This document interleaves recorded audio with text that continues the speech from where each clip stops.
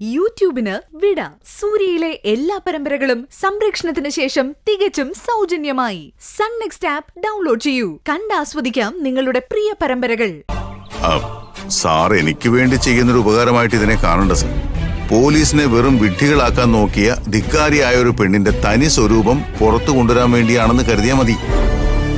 Sir നോക്കിക്കോ, ഈ case തെളിഞ്ഞു കഴിഞ്ഞാൽ സാറിനെ ഞാൻ ഇതിലും വലിയൊരു പോസ്റ്റിൽ എത്തിച്ചിരിക്കും. ഈ വിജയോത്മൻ ചെയ്തു തരും. അതൊക്കെ കേട്ടെ. അതിനുമുമ്പ് എനിക്ക് ഭാവനയെ കുറിച്ചുള്ള ഫുൾ ഡീറ്റെയിൽസ് കിട്ടണം.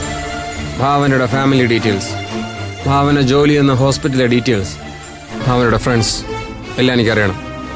ഫാമിലി ബാക്ക്ഗ്രൗണ്ടിനെ കുറിച്ചൊക്കെ ഞാൻ പറയാം സാർ. പിന്നെ അവൾക്ക് അങ്ങനെ അധികം ഫ്രണ്ട്സ് ഒന്നുമില്ല. അവളുടെ ഇടവും വലവും എല്ലാം സൂര്യ മാത്രമാണ്. എന്റെ ബലമായ സംശയം സൂര്യയ്ക്കും ഈ കേസുമായിട്ട് എന്തെങ്കിലും ബന്ധം ഉണ്ടാവുമെന്നാ. അതെന്താ അങ്ങനെ തോന്നാൻ? ധ്രുവൻ സൂര്യയുടെ കസിൻ ബ്രദർ അല്ലേ? സൂര്യയും ഭാവനയും തമ്മിലുള്ള ബന്ധത്തിനിടയിൽ കസിൻ ബ്രദറിനൊന്നും ഒരു സ്ഥാനവുമില്ല സർ. അത്രയ്ക്ക് സ്ട്രോങ് അവരുടെ ബന്ധം.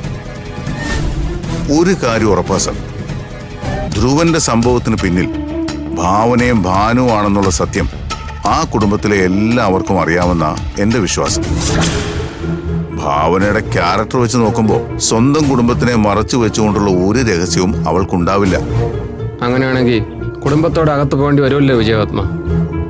കുറ്റം ചെയ്തതിനേക്കാൾ വലിയ തെറ്റാണ് ആ കുറ്റം ഒളിച്ചു വെക്കുന്നത്. ഇതൊക്കെ നിയമത്തിനുള്ളിലല്ലേ സർ. ഭാവനയെ സംരക്ഷിക്കാൻ വേണ്ടി ആ കുടുംബത്തിലെ ഏതൊരാളും മരിക്കാൻ വരെ തയ്യാറാവും. അത്രമാത്രം സംരക്ഷണമാണ് ഭാവന ആ കുടുംബത്തിന് നൽകുന്നത്. അപ്പോ ഞാൻ അറിഞ്ഞതിനേക്കാൾ വലിയ പുള്ളിയാണ് ഈ ഭാവന. അതെ സർ. ഭാവനയും കുടുംബത്തെ കുറിച്ച് ഒന്ന് ചുരുക്കി പറയാമോ? പിന്നെന്താ സർ?